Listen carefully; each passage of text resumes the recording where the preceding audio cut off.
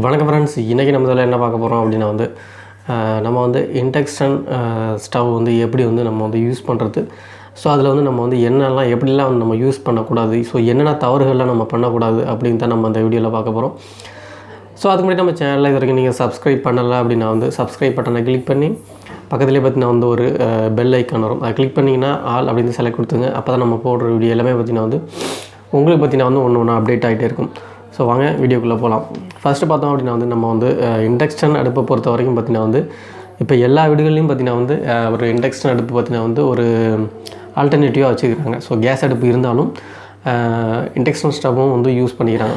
So அதில் செய்யக்கூடிய தவறுகள் என்னென்ன, அதாவது நிறைய பேர் யூஸ் பண்ணிகிட்ருக்கோம். பட் ஆனால் அதில் கவனிக்காமல் சில விஷயங்கள் பார்த்திங்கன்னா நம்ம பண்ணிவிடுவோம். ஸோ அதனால் பார்த்திங்கன்னா ரிப்பேர் ஆகிறதுக்கு வாய்ப்புகள் நிறைய இருக்குது. ஸோ சீக்கிரத்தில் பார்த்திங்கன்னா ரிப்பேர் ஆகிடும். ஸோ நம்ம குறிப்பிட்ட தவறெல்லாம் நம்ம செய்யலை. ஸோ கரெக்டாக நம்ம அதில் ஃபாலோ பண்ண வேண்டிய விஷயங்கள் எல்லாத்தையுமே நம்ம கரெக்டாக பண்ணோம் அப்படின்னா நீண்ட நாட்களுக்கு பார்த்திங்கன்னா அந்த அடுப்பு பார்த்திங்கன்னா இண்டக்ஷன், அதாவது கரண்ட் அடுப்பு பார்த்திங்கன்னா நீண்ட நாட்களுக்கு வரும். ஸோ என்னென்னலாம் நம்ம பண்ணக்கூடாது, ஸோ எப்படி இப்போ அந்த அடுப்பை யூஸ் பண்ணணும்னு எல்லாருக்கும் தெரிஞ்சிருக்கும். ஸோ அதில் என்னென்ன தவறுகள் மட்டும் நம்ம பண்ணக்கூடாது அப்படின்னு தான் நம்ம அந்த வீடியோவில் நம்ம பார்க்க போகிறோம். ஃபஸ்ட்டு பார்த்திங்கன்னா இண்டக்ஷன் ஸ்டவ்வில் பார்த்திங்கன்னா அதாவது நான்ஸ்டிக் பாத்திரம் அப்படின்னு சொல்லுவோம். ஸோ அதை யூஸ் பண்ணவே கூடாது. ஏன்னா நான்ஸ்டிக் பாத்திரத்தை நீங்கள் அதில் வச்சிங்க அப்படின்னா அது ஃபஸ்ட்டு ஒர்க் ஆகாது. ஸோ அதில் பார்த்தீங்கன்னா எந்த விதமான பாத்திரங்கள் வைக்கணும் அப்படின்னா ஏற்கனவே நீங்கள் கடையில் வாங்கும்போதே சொல்லியிருப்பாங்க. ஸோ அதனால் நீங்கள் செக் பண்ணி பார்க்கணும்னு அவசியம் கிடையாது. நான்ஸ்டிக் பாத்திரத்தை வச்சா ஒர்க் ஆகுமா அப்படின்லாம் நீங்கள் செக் பண்ணி பார்க்க வேண்டிய அவசியம் கிடையாது. அது எதுவுமே ஒர்க் ஆகாது. ஸோ அப்போ நம்ம ஸ்டெயின்லெஸ் ஸ்டீல், அதாவது இரும்பு கலந்த பாத்திரங்கள் மட்டும்தான் நம்ம யூஸ் பண்ணணும். ஸோ அப்போ தான் அந்த சென்சார் ஒர்க் ஆகும். ஸோ அந்த சென்சார் ஒர்க் ஆனால் தான் உங்களுக்கு நம்ம வைக்கக்கூடிய பாத்திரத்தில் என்ன வைக்கக்கூடிய பொருட்களும் ஹீட் ஆகும். இல்லைனா பார்த்திங்கன்னா அது ஹீட்டே ஆகாது. அதாவது அந்த ஆப்ஷனே வராது உங்களுக்கு. ஏன்னா அதுக்கு தகுந்த மாதிரி உள்ளே பார்த்திங்கன்னா ஒரு சென்சார் ஒன்று கொடுத்துருப்பாங்க சென்டரில். ஸோ காயிலுக்கு மேலே ஒன்று கொடுத்துருப்பாங்க. ஸோ அதுதான் பார்த்திங்கன்னா அந்த காந்தத்தன்மை ஏற்படுத்தி பார்த்திங்கன்னா உங்களுக்கு ஸ்டெயின்லெஸ் ஸ்டீலில் மட்டும்தான் அந்த ஹீட்டு வரும். இல்லை நம்ம நான்ஸ்டிக்கில் பார்த்திங்கன்னா ஹீட்டே வராது உங்களுக்கு. ஸோ ரெண்டாவது பார்த்திங்க அப்படின்னா நம்ம அடுப்பில் ஃப்ளாட்டான பாத்திரத்தை மட்டும் தான் வைக்கணும். அதாவது பார்த்திங்கன்னா சொம்பு மாதிரி, அதாவது சின்ன பார்த்திங்கன்னா பாத்திரங்கள் பார்த்திங்கன்னா சின்னதாக கொண்டு அதில் வச்சு சூடு பண்ணி பார்ப்பாங்க. சில நேரங்களில் பார்த்திங்கன்னா அது ஒர்க் ஆகும். எல்லா டைமும் பார்த்திங்கன்னா அந்த பாத்திரங்கள் ஒர்க் ஆகாது. அதாவது ஃப்ளாட்டாக இருக்கணும். கரெக்டாக பார்த்திங்கன்னா அது பின்பக்கம் பார்த்திங்கன்னா ஃப்ளாட்டாக இருந்தால் மட்டும்தான் பார்த்திங்கன்னா அந்த சென்சார் உங்களுக்கு அந்த சர்க்கிளில் அதை வைக்கும்போது உங்களுக்கு அந்த சென்சார் ஆன் ஆகும். அப்படி இல்லைனா நீங்கள் கூர்மையான பாத்திரங்கள், ரொம்ப குறுகிய, அதாவது அடிபாகம் பார்த்திங்கன்னா குறுகி இருக்கும். ஸோ அந்த மாதிரியான பாத்திரங்கள் நீங்கள் வைக்கும்போது அந்த சென்சார் பார்த்திங்கன்னா ஒர்க் ஆகாது. ஸோ அப்படின்னா அப்படி பண்ணிங்கன்னா உங்களுக்கு அடுப்பு ஆனே ஆகாது. ஸோ தயவு செஞ்சு அதை நீங்கள் தவிர்த்துட்டு அடிபாகம் தட்டையாக இருக்கிற மாதிரி பாத்திரங்கள் மட்டுமே நீங்கள் எதை யூஸ் பண்ணாலும் சரி, எதுக்கு யூஸ் பண்ணாலும் சரி, தட்டையான பாத்திரங்களை மட்டுமே நீங்கள் பயன்படுத்துங்க. அடுத்தது பார்த்திங்க அப்படின்னா ஸ்டவ்வோட மேற்பகுதியில் பார்த்திங்கன்னா ஒரு சர்க்கிள் மாதிரி கொடுத்துருப்பாங்க, வட்டம் மாதிரி கொடுத்துருப்பாங்க. ஸோ அந்த வட்டத்துக்குள்ளே தான் நம்ம பாத்திரங்களை வச்சு யூஸ் பண்ணணும். ஸோ அதுக்கு அவுட்டரில் வெளில வரும்போது உங்களுக்கு ஹீட்டு பார்த்திங்கன்னா எல்லா இடங்களும் பார்த்திங்கன்னா அது அப்படியே ஸ்ப்ரெட் ஆகும் அந்த ஹீட்டு. ஸோ அதனால் அதுக்காக தான் அவங்க அந்த சர்க்கிள் மாதிரி வட்டத்தை கொடுத்துருக்காங்க, மென்ஷன் பண்ணி கொடுத்துருக்காங்க. ஸோ அதுக்குள்ளே மட்டும் தான் நீங்கள் அந்த பாத்திரங்களை வைக்க வேண்டும். அதுக்கு வெளியில் போகிற மாதிரியான அகலமான பாத்திரங்களை நீங்கள் வைக்கக்கூடாது. ஸோ இந்த மாதிரி விஷயங்கள்லாம் விட்டுறணும். நம்ம பாத்திரத்தை வைக்கும்போது பார்த்திங்கன்னா நம்ம என்ன பண்ணுவோம் அப்படின்னா பாத்திரத்தை கழுவிட்டு ஃபுல்லாக க்ளீன் பண்ணிட்டு என்ன செய்வோம், அடிப்பாகத்தில் பார்த்திங்கன்னா தண்ணி இருக்கும். ஸோ வாட்டர் அதுலேயே பின்னாடி பார்த்திங்கன்னா ஒட்டிகிட்ருக்கும்.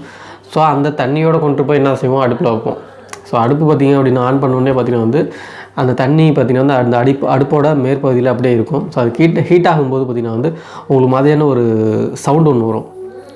ஸோ அது என்ன காரணம் அப்படின்னா நம்ம அயன் பாக்ஸை அயன் பண்ணும்போது சட்டை பார்த்திங்கன்னா ஈரமாக இருந்ததுன்னா ஒரு சவுண்டு வரும். ஸோ அந்த மாதிரியான சவுண்டு பார்த்திங்கன்னா அந்த இண்டக்ஷன் ஸ்டவ்வில் வரும். என்ன காரணம் அப்படின்னா நீங்கள் பாத்திரத்தை வைக்கும்போது அந்த அடிபாகத்தை ஃபுல்லாக தொடச்சிட்டு ஈரம் இல்லாமல் வைக்கணும். ஸோ அப்போ தான் அந்த ப்ராப்ளம் வராது. இல்லைன்னா அதுவும் ஒரு பிரச்சனை ஏற்படுத்திடும்.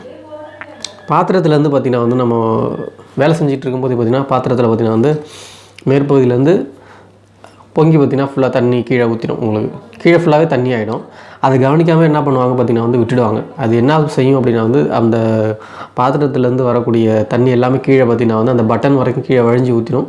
ஸோ அது மட்டும் இல்லாமல் அந்த செராமிக் கோட்டிங் ஃபுல்லாக தண்ணியாக நிற்கும். அந்த செராமிக் கோட்டிங்குமே பார்த்திங்கன்னா வந்து ஒட்டியிருப்பாங்க, மேலே பார்த்திங்கன்னா வந்து கிளாஸ் மாதிரி போட்டு ஒட்டியிருப்பாங்க. அந்த கேப் வழியாக தண்ணி உள்ளே போயிடும். ஸோ அந்த கேப் வழியாக தண்ணி உள்ளே போணுச்சுன்னா அந்த தண்ணி எங்கே போகும் அப்படின்னா வந்து அந்த காயிலில் தான் போகும். அடுத்தது பார்த்திங்கன்னா வந்து அந்த போர்டெலாம் இருக்கு பாருங்க. ஸோ அந்த போர்டுலலாம் பார்த்திங்கன்னா வந்து தண்ணி வந்து உள்ளே போயிடும். அதனால ஷாக் அடிக்க வாய்ப்பு இருக்குது. சுத்தமாக பார்த்திங்கன்னா வந்து போர்டு வந்து சுத்தமாக எரிஞ்சு போகிறதுக்கான வாய்ப்புகள் இருக்குது. ஸோ மொத்தத்தில் அடுப்பு வீணாக போயிடும். ஸோ அதனால் அதை பார்த்துங்க. மோஸ்ட்லி தண்ணி வந்து கீழே அப்படி பொங்கி வழிகிற மாதிரி இருந்ததுன்னா உடனே அடுப்பு ஆஃப் பண்ணிட்டு அதை ஃபுல்லாக வந்து ஒரு துணி எடுத்து ஃபுல்லாக தொடச்சிருங்க. ஸோ அதான் நல்லது. இல்லைனா நீங்கள் அப்படியே விட்டுட்டீங்க அப்படின்னா வந்து அது சரசரன்னு பார்த்திங்கன்னா வந்து அந்த பட்டனுக்கெல்லாம் உள்ளே போயிடும். ஃபுல்லாகவே எல்லாத்துலேயுமே உள்ளே போயிடும். அப்புறம் பார்த்திங்கன்னா வந்து காயிலுக்கு போயிடும். அப்புறம் காயிலுக்கு போயிட்டுனா அப்புறம் ஒன்றுமே பண்ண முடியாது. ஸோ அடுத்த பாயிண்ட் பார்த்தோம் அப்படின்னா வந்து நம்ம வந்து அடுப்பை யூஸ் பண்ண பிறகு நம்ம என்ன பண்ணுவோம் அப்படின்னா வந்து ஒயரை பார்த்திங்கன்னா வந்து ஃப்ளக்கில் வந்து அப்படியே சொறி வச்சுட்டு கீழே மட்டும் அடுப்பை ஆஃப் பண்ணிட்டு வந்துடுவோம். ஸோ அந்த மாதிரி பண்ணக்கூடாது. நீங்கள் வந்து எப்போ வந்து அடுப்பை வந்து நீங்கள் வந்து ஆஃப் பண்ணிட்டுறீங்களோ, அதாவது வேலை முடிஞ்ச பிறகு நீங்கள் அந்த ஃப்ளக்கில் வந்து ஒயரை வந்து ரிமூவ் பண்ணிடணும். என்ன காரணத்துக்காக சில பேர் பார்த்திங்கன்னா வந்து அப்படியே வச்சுருப்பாங்க. அது சுவிட்ச் கனெக்ஷன் வந்து கரெக்டாக இருந்ததுன்னா ப்ராப்ளம் கிடையாது. ஆனால் அதுவே வந்து ஃபேஸ் நியூட்ரல் மாறி வரும்போது பார்த்திங்கன்னா வந்து நீங்கள் வந்து ஃபேஸ் நியூட்ரலை மாற்றி கொடுத்துருந்தாங்க அப்படின்னா வந்து வீட்டில் யாராவது தெரியாத நம்ம ஃபேஸ் நியூட்ரலை மாற்றி கொடுத்தாங்கன்னா ஆட்டோமேட்டிக்காக வந்து சுவிட்சே நீங்கள் வந்து சுவிட்ச் வந்து ஆஃபில் இருந்தாலும் பார்த்திங்கன்னா வந்து அந்த ஃபேஸ் பார்த்திங்கன்னா வந்து உள்ள கரண்ட் வந்து உள்ளே வந்துக்கிட்டே இருக்கும். சில நேரங்கள்லாம் பார்த்திங்கன்னா வந்து அது ஆட்டோமேட்டிக்காக ஹீட் ஆகி அந்த காயில் ஃபுல்லாக வந்து உங்களுக்கு வந்து எரியறதுக்கான வாய்ப்புகள் இருக்குது. அது மட்டும் இல்லாமல் இந்த மாதிரி நீங்கள் ஃப்ளக்கை வந்து ஃப்ளக் பாயிண்டில் வச்சுருக்கும்போது அந்த ஃபேஸ் உள்ளே வந்ததுன்னா உங்களுக்கு வந்து நார்மலாக நீங்கள் தொட்டால் கூட கரண்ட் வரதுக்கு வாய்ப்பு இருக்குது. லேசான ஈரப்பதம் இருந்தால் கூட உங்களுக்கு வந்து கரண்ட் ஃபுல்லாகவே அந்த செராமிக் கோட்டிங் ஃபுல்லாகவே பார்த்திங்கன்னா வந்து கரண்ட் வரும். நீங்கள் டெஸ்ட்டை வச்சு பார்த்திங்கனாலும் தெரியும் கரண்ட் வரும். ஸோ அதனால் மோஸ்ட்லி பார்த்திங்கன்னா வந்து இந்த மாதிரி ப்ராப்ளத்துக்கு சுவிட்ச் ஆஃப் பண்ணி வைக்கிறது நல்லது. சுவிட்ச் ஆஃப் பண்ணிட்டு ஃப்ளக்லேருந்து நீங்கள் வந்து இந்த ஒயரை ரிமூவ் பண்ணிவிடுங்க. அதான் நல்லது. அதில் இருக்க வேணாம். அடுத்தது பார்த்தோம் அப்படின்னா வந்து கரண்ட் அடுப்பை வந்து நம்ம வந்து ஃப்ளக் பாயிண்டில் வந்து சொருகும்போது பார்த்திங்கன்னா வந்து உங்களுக்கு வந்து லூஸ் கனெக்ஷனில் வந்து இருக்கவே கூடாது. ஸோ அது மிகப்பெரிய ஆபத்தை ஏற்படுத்தும். இது இண்டக்ஷன் ஸ்டவ்வுக்கு மட்டும் கிடையாது. எந்த ஒரு எக்யூப்மெண்ட் யூஸ் பண்ணாலும் சரி, எலக்ட்ரானிக் சாதனங்கள் யூஸ் பண்ணாலும் சரி, அது ஃப்ரிட்ஜாக இருந்தாலும் சரி, வாஷிங் மிஷினாக இருந்தாலும் சரி, டிவியாக இருந்தாலும் சரி, நீங்கள் வந்து ஃப்ளக் பாயிண்ட் வந்து லூஸ் கனெக்ஷனில் இருந்தால் அந்த ஃப்ளக் பாயிண்ட் சாக்கெட்டை நீங்கள் வந்து ரிமூவ் பண்ணிவிட்டு வேறு சாக்கெட் போகிறது நல்லது. நம்ம ஃப்ளக்குக்கு ஏன்னா அது வந்து உங்களுக்கு வந்து லூஸ் கண்டிஷனில் இருந்ததுன்னா உங்களுக்கு வந்து கரண்ட்டு வந்து பார்த்திங்கன்னா வந்து சரியாக வந்து கரண்ட்டு போகாது. அதாவது பார்த்திங்கன்னா வந்து கனெக்ஷன் வந்து டச் ஆகாமல் இருந்ததுன்னா உங்களுக்கு வந்து விட்டு வரும். ஸோ விட்டு வரும்போது என்ன ஆகும்னா அந்த இடத்துல பார்த்திங்கன்னா வந்து நீங்கள் அந்த சாக்கெட்டுக்கிட்ட காதை வச்சு பார்த்திங்கனாலே ஒரு மாதிரி கரண்ட் சவுண்ட் வந்துகிட்டே இருக்கும். அது என்ன காரணம்னா லூஸ் கனெக்ஷனில் இருக்குது தான். சரியாக கரெக்டாக போய் பார்த்திங்கன்னா வந்து அந்த சாக்கெட்டில் போய் அந்த நம்ம சொருகக்கூடிய ஃப்ளக்கு பார்த்திங்கன்னா வந்து கரெக்டாக ஃபிக்ஸ் ஆகாது. ஸோ அந்த காரணத்தால் தான் பார்த்திங்கன்னா வந்து ஒரு சவுண்டு வந்துகிட்டே இருக்கும். ஸோ சவுண்டு வரத்தோடு அது மட்டும் விட்டுறாதுங்க. அது பார்த்திங்க அப்படின்னா வந்து ஹீட் ஆகிட்டே இருக்கும். அது வந்து விட்டு டச் ஆகிறதுனால என்ன ஆகும்னா அந்த சாக்கெட் ஃபுல்லாக வந்து ஹீட் ஆகி அந்த சாக்கெட்டோட உள்பாகம் இருக்குல்ல, அந்த பிளாஸ்டிக் எல்லாமே கொஞ்சம் கொஞ்சமாக உருகிடும். அதை நீங்கள் அப்படியே விட்டுட்டிங்கன்னா சுத்தமாக உருகிவிடும். உருகி அப்படியே அந்த ஒயர் வரைக்கும் உங்களுக்கு வந்து அப்படியே எரிஞ்சிருக்கும். நான் அதுமாரி பார்த்துருக்கேன், வீட்லேயே பார்த்துருக்கேன். அதுமாரி அந்த மாதிரி ஃப்ளக் பாயிண்ட் வந்து ஹீட் ஆகி ஃபுல்லாகவே மெல்ட் ஆகிடும். ஸோ அதனால் வந்து லூஸ் கனெக்ஷனில் இருந்ததுன்னா அந்த சாக்கெட்டை கண்டிப்பாக மாற்றுருங்க. அதுவும் வந்து இந்த இண்டக்ஷன் ஸ்டவ்வுக்கு கண்டிப்பாக செட்டே ஆகாது. டிவி கூட பிரச்சனை கிடையாது, கிரைண்டர் கூட அதிக நேரம் ஓடாது. பட் கிரைண்டர் கூட அதிகமாக பார்த்திங்கன்னா வந்து கரண்ட்டை வந்து அதிகமாக இழுக்காது. ஆனால் இண்டக்ஷன் ஸ்டவ் வந்து அதிகமாக இழுக்கும். ஸோ அதிகமான வாட்ஸ் அது வந்து எடுக்கிறதுனால உங்களுக்கு வந்து ஹீட் ஆகும். ஸோ இதை வந்து நீங்கள் கரெக்ட் பண்ணிக்கிங்க. அடுத்தது பார்த்தோம் அப்படின்னா வந்து அதாவது இண்டக்ஷன் ஸ்டவ்வோட அடுப்போட மேற்பகுதியில் பார்த்திங்கன்னா தண்ணி பட்டுச்சுன்னா கண்டிப்பாக கரண்ட்டு வரும். அதை நீங்கள் வந்து கவனமாக பார்த்துங்க. ஃபுல்லாக வந்து நீங்கள் வந்து க்ளீன் பண்ணி தொடச்சிட்டு தண்ணி பட்ட பிறகு அதை காய வைங்க. கொஞ்சம் ஃபேன் காற்றுலையும் இல்லை வந்து கொஞ்சம் வெயில்லையே நீங்கள் வச்சிங்க அப்படின்னா வந்து அது ஃபுல்லாகவே வந்து ட்ரை ஆகிடும். அதுக்கப்புறம் பார்த்திங்கன்னா கரண்ட்டு வராது. தண்ணி பட்டுச்சுன்னா கண்டிப்பாக அந்த பாத்திரோட மேற்பகுதியில் கரண்ட்டு வரும். நீங்கள் டெஸ்டர் வேணால் வச்சு செக் பண்ணி பாருங்கள், கரண்ட்டு வரும் கண்டிப்பாக. அடுத்தது பார்த்தோம் அப்படின்னா வந்து கரண்ட் அடுப்பு யூஸ் பண்ணும்போது, இண்டக்ஷன் ஸ்டவ் யூஸ் பண்ணும்போதுனா வந்து எக்ஸ்டென்ஷன் பாக்ஸ் பார்த்திங்கன்னா வந்து யூஸ் பண்ணாமல் இருக்குது தவிர்ப்பது நல்லது. ஏன்னா எக்ஸ்டென்ஷன் பாக்ஸை பொறுத்த வரைக்கும் அதில் உள்ள ஒயர் பார்த்திங்கன்னா வந்து ஒரு சாதாரண ஒயர் தான் யூஸ் பண்ணியிருப்போம். ஸோ அதுக்கு வந்து நம்ம இண்டக்ஷன் ஸ்டவ் யூஸ் பண்ணும்போது அதனுடைய வாட்ஸ் வந்து அதிகம். ஸோ அதனால் வந்து அதை வந்து அப்சர்வ் பண்ணிக்கக்கூடிய கெப்பாசிட்டி பார்த்திங்கன்னா அந்த ஒயர் கிடையாது. ஒயரை பொறுத்த வரைக்கும் ஒரு சாதாரண ஒயர் தான் போடுவாங்க. ஸோ அந்த எக்ஸ்டென்ஷன் பாக்ஸில் நீங்கள் சொன்னீங்கன்னா எக்ஸ்டென்ஷன் பாக்ஸ் எல்லாமே சுத்தமாக எரிஞ்சு விடும், ஒயர் வந்து தாங்காது. அதனால் கரண்ட் அடுப்பை நீங்கள் யூஸ் பண்ணும்போது எக்ஸ்டென்ஷன் பாக்ஸு தேவையில்லை, அதை யூஸ் பண்ண வேண்டாம். அதை யூஸ் பண்ணால் ப்ராப்ளம் தான் வரும். ஸோ அதனால் அதை யூஸ் பண்ணாதீங்க. ஸோ அடுத்தது பார்த்தோம் அப்படின்னா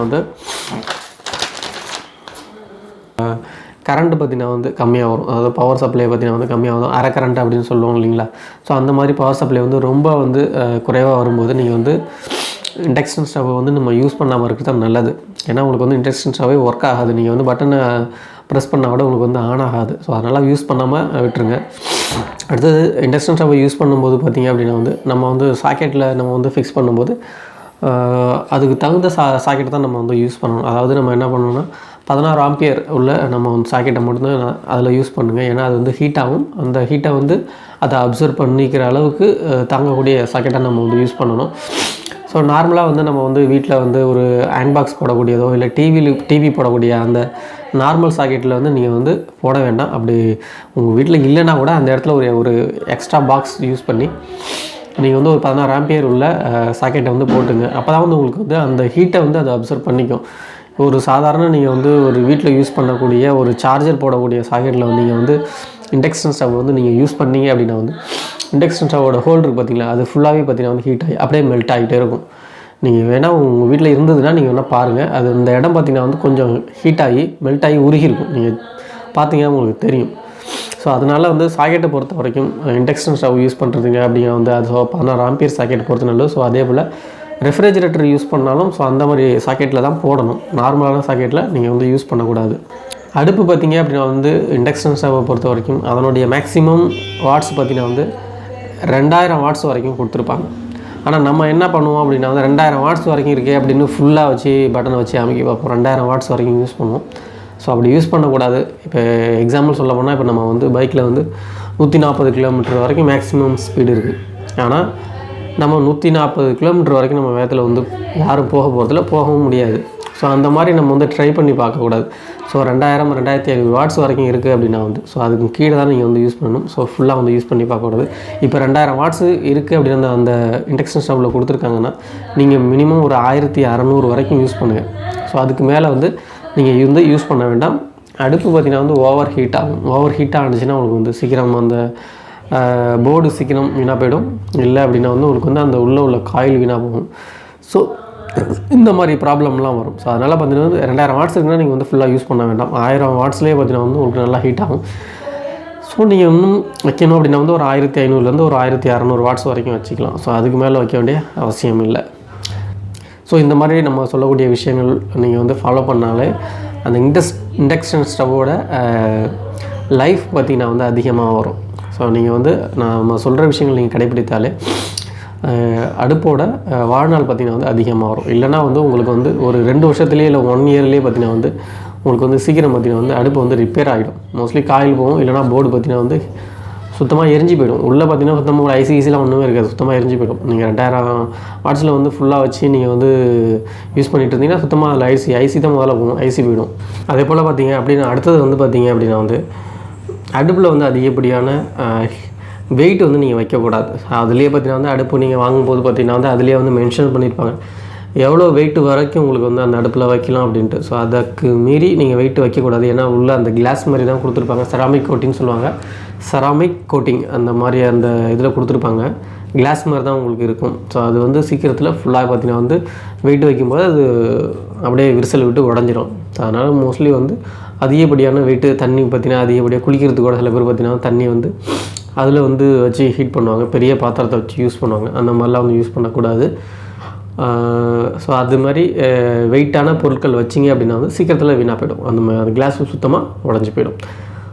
கடைசியாக நம்ம என்ன பார்க்க போகிறோம் அப்படின்னா இது நிறைய பேர் பார்த்திங்கன்னா இந்த தவறை பண்ணிகிட்டே இருப்பாங்க. என்ன அப்படின்னா நம்ம வீட்டில் உள்ள நம்ம வேலை எல்லாம் முடிஞ்ச பிறகு பார்த்திங்க அப்படின்னா அதாவது சமையல் வேலை எல்லாம் முடிஞ்ச பிறகு என்ன பண்ணுவாங்கன்னா அடுப்பை டைரெக்டாக பார்த்திங்கன்னா சுவிட்ச் ஆஃப் பண்ணிவிடுவாங்க.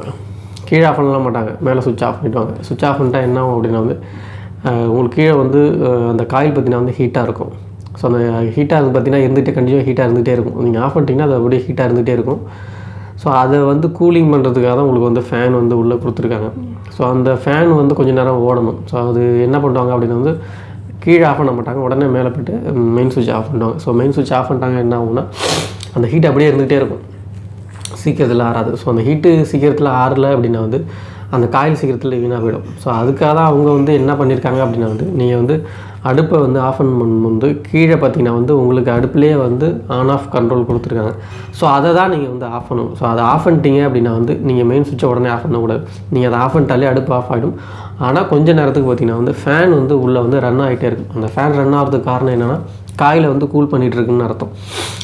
உள்ளே பார்த்தீங்கன்னா வந்து காயில் வந்து ஹீட் ஆகிருக்கும். இப்போ 2000 வாட்ஸ் இல்லை 1500 வாட்ஸ் நீங்கள் வச்சுருக்கும் போது அது பார்த்தீங்கன்னா வந்து ஹீட்டாக இருக்கும். அந்த ஹீட்டு வந்து உடனே வந்து கூலிங் ஆகிறதுக்கு தான் உங்களுக்கு வந்து ஃபேன் வந்து உள்ளே வந்து ரன் ஆகிட்டுருக்கு. ஸோ அந்த ஃபேன் வந்து கொஞ்சம் நேரத்துக்கு அதை கூல் பண்ணுறதுக்காக ஆட்டோமேட்டிக்காக அது ஓடிட்டுருக்கும். ஸோ அதனால் நீங்கள் வந்து கீழே தான் வந்து ஆஃப் பண்ணணும். கீழே ஆஃப் பண்ணிட்டு ஒரு 2 மினிட்ஸ்க்கு அப்புறம் நீங்கள் என்ன பண்ணுறீங்க அப்படின்னா மேலே வந்து மெயின் சுவிட்ச் ஆஃப் பண்ணணும். ஆனால் எல்லாருமே என்ன பண்ணுவாங்க, உடனே வேலை முடிஞ்சிச்சின்னா பாத்திரத்தை தூக்கி கீழே வச்சுட்டு உடனே போய்ட்டு மேலே சுவிட்ச் ஆஃப் பண்ணிடுவாங்க. ஸோ அந்த மாதிரி பண்ணிட்டீங்க அப்படின்னா வந்து சீக்கிரத்தில் ஒரு 5 வருஷம் வர வேண்டிய அடுப்பு பார்த்தீங்கன்னா வந்து 1 வருஷத்துலேயே அது காலியாகிடும். அவ்வளோதான். அப்புறம் வேறு ஒன்றும் பண்ண முடியாது. நீங்கள் புதுசாக காயிலோ இல்லை போர்டோ வந்து மாத்திராமல் இருக்கும். ஸோ ஏன்னா அது ஃபுல்லாகவே பார்த்தீங்கன்னா வந்து அடுப்பு பார்த்தீங்கன்னா ஓவர் ஹீட்டாக இருக்கும். ஸோ அந்த ஹீட்டை வந்து கூல் பண்ணுறதுக்காக அந்த ஃபேன் ரன் ஆகிட்டுருக்கும். ஸோ அதை நீங்கள் போய்ட்டு ஆஃப் பண்ணிட்டீங்கன்னா அப்புறம் என்ன பண்ண முடியும்? ஒன்றுமே பண்ண முடியாது. ஸோ இந்த மாதிரி விஷயங்கள்லாம் நீங்கள் வந்து அவாய்ட் பண்ணிட்டீங்கனாலே உங்களுக்கு வந்து அந்த இண்டக்ஷன் ஸ்டவ்வோட லைஃப் பார்த்திங்கன்னா வந்து நீண்ட நாட்களுக்கு வரும். ஸோ கண்டிப்பாக இந்த வீடியோ வந்து உங்களுக்கு வந்து யூஸ்ஃபுல்லாக இருக்கும்னு நினைக்கிறேன். ஸோ இந்த வீடியோ பிடிச்சிருந்தால் லைக் பண்ணுங்கள், ஷேர் பண்ணுங்கள். அதே போல் நம்ம சேனலை மறக்காமல் சப்ஸ்கிரைப் பண்ணுங்கள். தேங்க்யூ.